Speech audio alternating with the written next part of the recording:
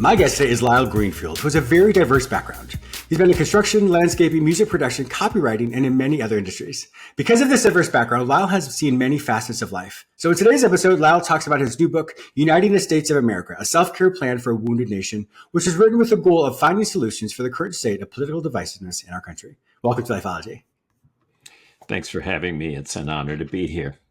Oh, I appreciate that. Thank you so much. Congratulations on your book. In fact, you've written a couple books, if I remember correctly.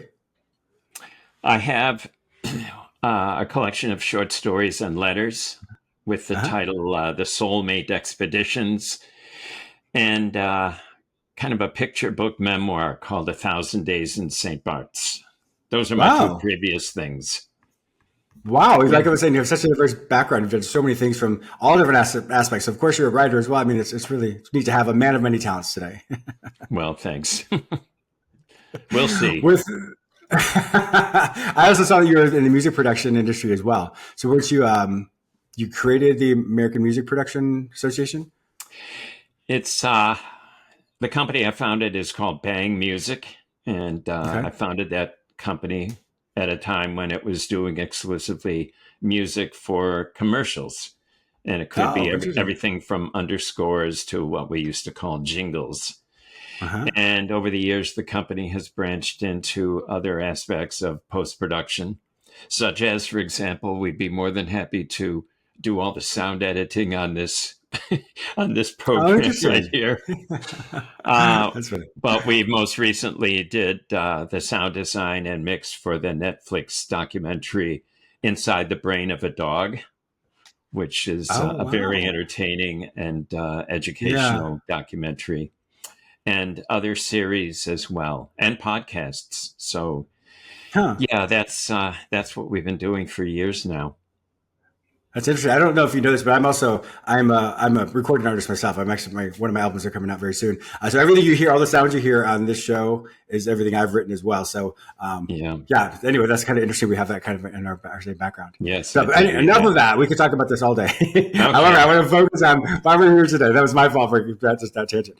Okay, so your book, Uniting the States of America, a self-care plan for a wounded nation. Well, what happened with you that you're like, this is the time to write this book? What was happening in your personal life? Well, what was happening in my personal life has been, I believe, happening in the lives of every conscious American citizen. And this has gone on for a period of at least 2 decades. The kind of, we talk about turning up the volume in a recording studio, the level of rhetoric and hostility in our conversations with each other, either through the media, through news outlets, commentators, and over the dinner table, it's just gotten louder and louder and louder, so to speak, and angrier. Over the past 2 to 3 years, for me, the other careers that you've mentioned, James, I'm semi-retired from, to be honest with you, and have sort of returned to my roots, which is writing stuff. And this particular topic, I think it was inspired specifically by the birth of our latest grandchild, who is now, she's not quite 3 years old. Her name is Ava, to whom the book is dedicated. In the past 7.5 years, there have been 5 grandbabies added to the family, which also explains why we're adding an addition to the house. So when this happens in our family and a baby is born, I think to myself, well, what's our country and what is the world going to be like when Ava is my age? And at the time I wrote her chapter called Meet My Granddaughter, the answer to that question would have been the year would be 2098. And it's a short chapter because I actually don't know what life will be like in 2098.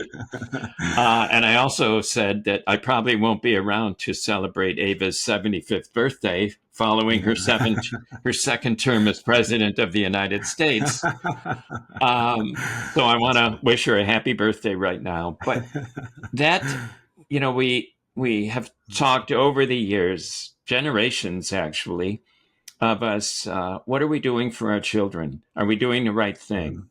I'm a baby boomer. Have baby boomers, left enough of goodness behind us so that people who came after us can be positive about the future? Yeah. I'm not sure about that, but I'm an optimist, and I'm not pessimistic about what's going to happen in the future of this country. Mm-hmm. Nonetheless, there are some, I think, corrections we need to make, some course corrections, and not Sure. simply at the level at the top, where we Mm-hmm. do have some expectations of our leadership that haven't been entirely fulfilled, but among us as citizens of this democracy. So, those were my motivations for writing the book. And specifically, my Mm-hmm. little tipping point was the birth of Ava. So blame her. Blame the future president of the U.S. That's Right. good. So that's adorable. That's really sweet of you. First off, I'm sure you don't need me to tell you this, but I think it's incredibly sweet that you wrote that chapter for her, and forward thinking like that. What a beautiful You legacy have you're just able to leave her frozen. as well. That's nice. When you look at the U.S., there's so many things that we talk about. So as you and I both know that and as everyone else listening to the show, it was not about us choosing sides. It's about us looking at how to merge things so people can live in harmony. That's a beautiful thing about America is it was created in a way where people would have very different opinions, but respectfully and healthily being able to work together to understand the common good of the man of men and women that live here. And so that's the beauty of it. Unfortunately, that seems to have changed throughout the years. And so that's why people become so dogmatic about things. It's interesting. I'm not a political pundit, nor, like I said, we're talking about that. But I find that most people I talk to aren't so left or right sided. They're pretty much more centered in the middle. So I think a lot of the divisiveness we hear is typically for people who are very outspoken on both sides that are more fanatical in some respects. And so I think sometimes when we hear that, we assume that everyone that's maybe this has this political affiliation or this political affiliation must be like those people who are the more outspoken on the far reaches of those political parties. Do you find the same thing? I do find the same thing. And I think that research bears you out on that very point, James. There's something I read and needed to cross-reference to make sure I wasn't wrong, wasn't going to be Sure. spewing fake information, but something pretty disturbing to me.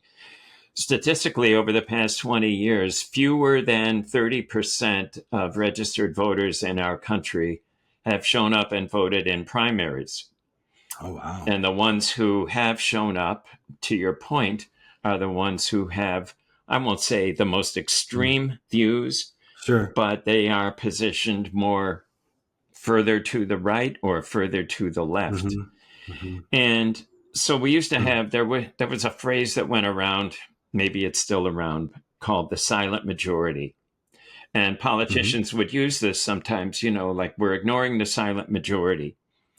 Mm-hmm. And when I read the statistic, I thought, well, the silent majority has a responsibility that it's not really fulfilling, which is you're not supposed to be silent.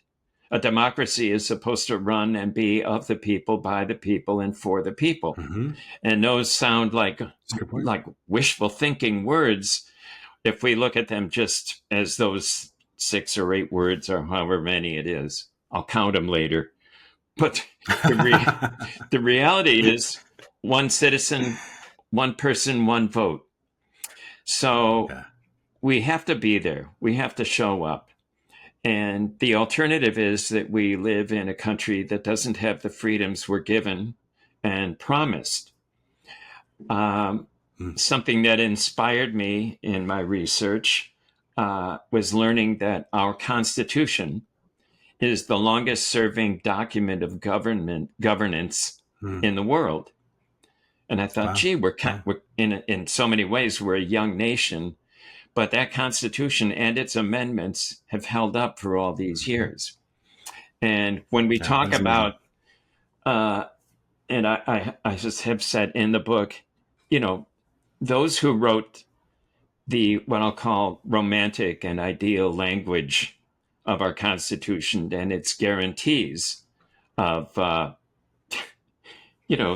pursuit of happiness for so many of us, citizens and non-citizens, the pursuit of happiness has been Mm. even far more than elusive. So Wow, that's a they good were point. not at that time writing the constitution of a nation as it existed. I think they were writing, a Mm. document of a nation that was envisioned, a nation of Wow. possibilities that are defined by I'll call it wishful thinking written down in this constitution. Mm. Something else I found that was pretty interesting, James, is this. Every state in the Union has its own constitution. The average length, I'm not a prolific writer by any means, but the average length of a Mhm. state's constitution is something just over 30,000 words. The U.S. Wow. Constitution is something around 7,000 words. So obviously, our Constitution, nationally, doesn't get into all the Mhm. tiny details. There Yeah. is a Yeah. southern state, and I'm forgetting which one it is. I'll have to read my book again. Yeah. I did it I've read too. it way too many times. There is a southern state whose constitution um, is over 300,000 words. And Wow. a reporter in a local newspaper made note of this fact and also said that, unlike most constitutions, ours covers things like rules, bingo rules, uh, Oh, disposal okay. of trash, It's very important. prostitution. I mean, a whole myriad of things. So Wow. it's an interesting world that we live in, a fascinating country, and back to a point you were making about the far left, the far right, and you don't think that so Mhm. many of us are really that much That extreme, sure. opposed to our views. Mhm. There's a lot of research that supports that, and one of Mm. my fears.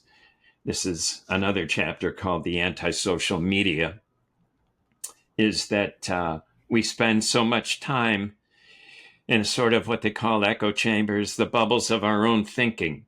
Mhm. So Mhm. instead of Mhm. going out and about and being among our neighbors and hearing, whether we agree or disagree with them, hearing about their feelings, their Yeah. beliefs, their cultural background, even their prejudices, because I think we all have some. Mhm.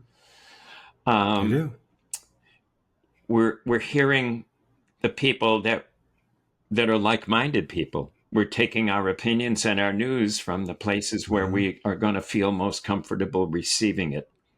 Correct. And I Correct. think we have an obligation, and it's a difficult one, to, if we're going to spend this amount of time on the internet, to do a little more surfing, but surfing not just down the rabbit holes, but for other people's points of view, because this land is their land too. Those are my Yes. thoughts on that. That makes me think. Yeah, that makes me think. Well, once again, the name of your book is "Uniting the States of America: Self Care for a Wounded Nation." That's a self care plan for a wounded nation. That's something that transitioning into this, what you think people should do. Don't you have a certain number of steps that you work through as far as what would that self care look like? Could you share some of those steps with us? I think so, but I don't have them all from memory, but I'll give you a few. That's fine. the No, it's the fine. Yeah, idea that's was fine. to discuss the situation in historic terms, but not go into too Hmm. scholarly a Of course. direction. And then the idea was to, well, let's look at what I call the uh, we've all heard the phrase home improvements. Homeland improvements is the Hmm. second section of the book, Hmm. and the book concludes with the 10 ways we can unite the states of America. Yeah. And of course, there were probably 50, and maybe three would do. But I thought, well, we all seem to like 10 best lists and, 10 ways to lose 20 Hmm. pounds in 30 minutes, whatever. But That's I right. divide those ways into in five and five. Five for what we need our politicians and our government to do. And these are tweaks. Yeah. And five things we need to do as citizens of the country. So the first thing on the list is our elected leaders need to dial down the rhetoric, finger pointing, and name calling Hmm. and do what they were elected to do, which is find a way Yeah. to serve the people. And to some extent, this is going to require compromise. It's going to require sitting down at Hmm. the table. There's a phrase, the bipartisan committee on this or the bipartisan committee on that. Mm-hmm. We need them to trust themselves and trust our intelligence enough to make an effort to Yes. find that common ground. It won't always be possible. And, I quote a number of song lyrics in the book. And there's one by a writer, the singer composer whose name I can't remember, a country person. Some gotta win, some gotta lose. None of us are going to get Mm-hmm. everything we want right That's now. None yeah. of us are.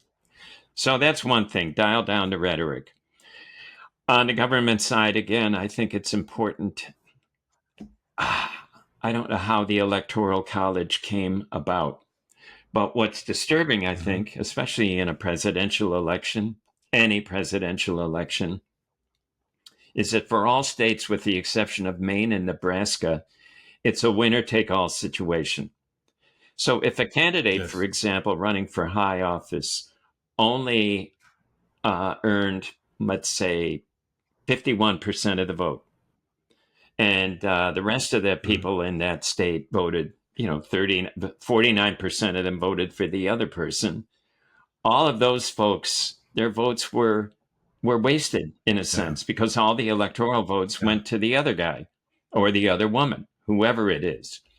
Mm-hmm. And that's just inherently unfair because, not to go into the red state, blue state situation, but if you're in a deeply red state, in other words, a very conservative part of our nation, a very liberal Mm-hmm. part of our nation, you might feel as a conservative person, well, my vote doesn't count. It really won't matter because so and Yeah. so is going to get Yeah. all the electoral votes anyway. I don't think that's right.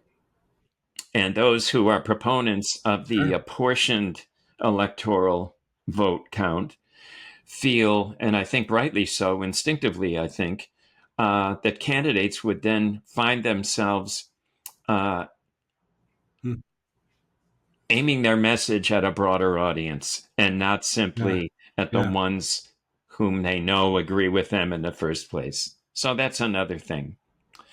On Makes the sense. what can we do part of it, number one is we have to show up. We have to participate in our democracy. The most basic part is voting, and not simply voting in a national, in the national presidential election or Mm-hmm. what have Mm-hmm. you, but in Yeah. those primaries. We have to vote in our communities. And it's helpful also to find ways to be participants in our communities.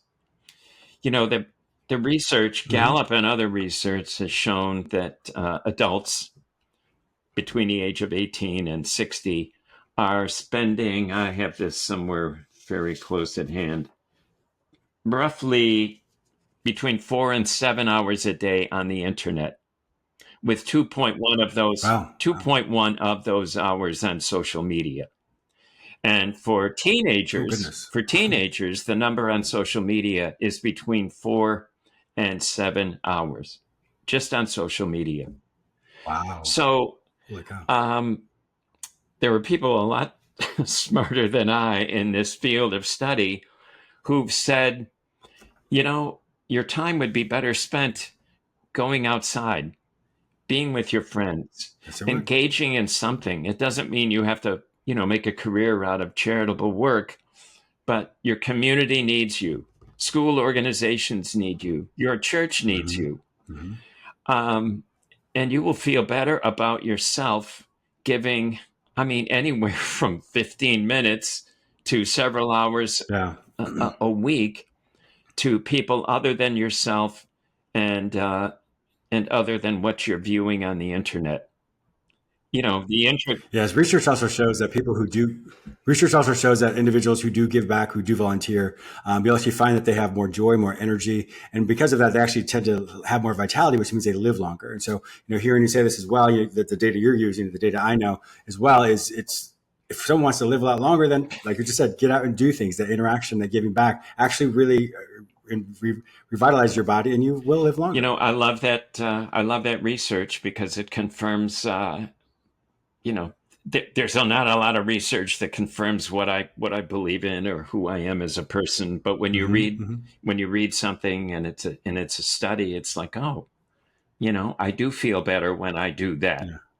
Or, Yeah. I Certainly. just said Yes. something nice and funny to someone in a supermarket because I can, James, be funny. Um, and that person Yeah, you know that part that. that person smiled Go and ahead. Go ahead. laughed, and I feel good about that. So, let's Yes. get out of the You house. know what's really cool in this? Go ahead.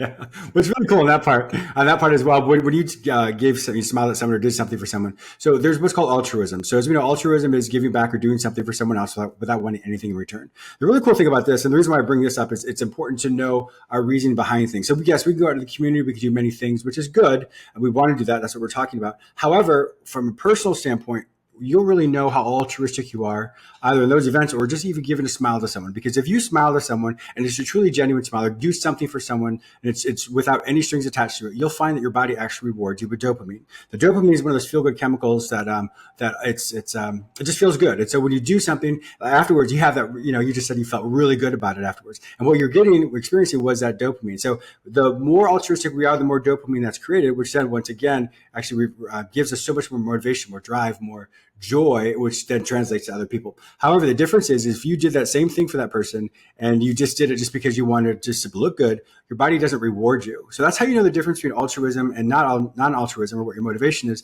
based on what your body does to you once you do something kind for someone. The whole point in saying that is it's good to be aware of why we do what we do. So if you do something for someone, which is good on the front, the forward-facing side for them, that it's good regardless. But to really understand the nuances of who you are and what you are, if your body does not reward you, then probably your motivation for doing that may not have been as altruistic as you thought. So it's good to have that insight because it helps you grow and develop into more self-developed You person. just taught me something, and I think it's really valuable. So your body, in effect, is kind of a lie detector test, isn't it? It's gonna. Yes, it certainly is. Yes. So sometimes I'm like, oh, I must not have been as altruistic as I No, thought. that's good. I appreciate that. Thank you. Yes. So we have just a couple more minutes here. Actually, well, tell me one more, and then we will roll out on the end of the show. One more thing that as a All consumer right. we can Here's do. something that Your this citizen is a value. fantasy, and I want us to do it. We've all heard of what we can do this, James. We all know what a student exchange program, a foreign exchange program is, where a kid goes Yes. to, decides to take a semester or a year in Spain or Italy or Germany or what have you. What an Mm-hmm. experience. I want to see an interstate student exchange program. I want to see a Oh, kid interesting. a teenager, a junior from a high school in the Bronx or in Brooklyn, and his family agree that they're going to, young Mario is going to spend a year or a semester in South Carolina at a little high school that's in farm country, and the kid Mm-hmm. from that high school is going to see the big city and spend a semester or a year Yeah. with Mario's family and see what life is like. I think that again, maybe this is part of the internet phenomenon and our social media phenomenon, but I think we've so caricaturized the phrases red state, blue state that we're afraid of these other states, like, oh, that might not be hospitable to Yes. someone like me. I think it would be great if Mm-hmm. thousands of students, young people, were getting an experience of what their own country is, because we Yes. have as much landmass as Europe virtually, fewer people, Mm-hmm. and I mean, I'm going to embarrass myself here, but I have not seen all 50 states. I would love to have had the Mm-hmm. experience I'm describing. And it won't be for everyone, but I Yeah. think it would be a valuable thing in terms of grooming future citizens to understand what an amazing Yes. and Yeah. diverse country this is, and understanding, yes, there are different perspectives and points of view. And I'm going to stop name calling. And all irrelevant. Yeah. So that's what I got. Yeah. Yeah, so I think it's brilliant. It's yeah, that makes a lot of sense because in psychology we have what's called a dialectic. A dialectic is a fancy term that means two opposing things can exist at the same time. So that means in the bipartisan aspect, both could exist at the same time, and both are true. And so learning how to find that connection of the intersect of how to have a very healthy country or a healthy conversation is truly important. So obviously, the information you have in your book, "Uniting the States of America: A Self-Care Plan for Wounded Nation," sounds like definitely is a treatment plan, if you will, for helping our nation become more vibrant and more healthy overall. Unfortunately, our time is up. You and I could literally talk all day. That makes two of us. So if my viewers and listeners want to find out more, I know, right?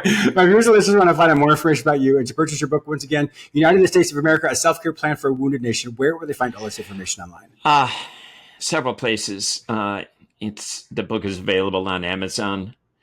It's a self-published book, so it's the printer was called BookBaby. So bookbaby.com. Go to their bookshop and you'll find it there. And there's more information on my website, which is lylejgreenfield.com. LYLEJgreenfield.com. Fascinating story about me. Wonderful. I can't wait to read it myself. My viewer listeners also know that if you can't find this information in any other place, simply go to the show notes at jamesmillerlifeology.com, and I'll link you with Lyle Greenfield and his book. Once again, "Uniting the States of America: A Self-Care Plan for a Wounded Nation." Thank you so much, It's Lyle. been a pleasure, James. Thank you for having me.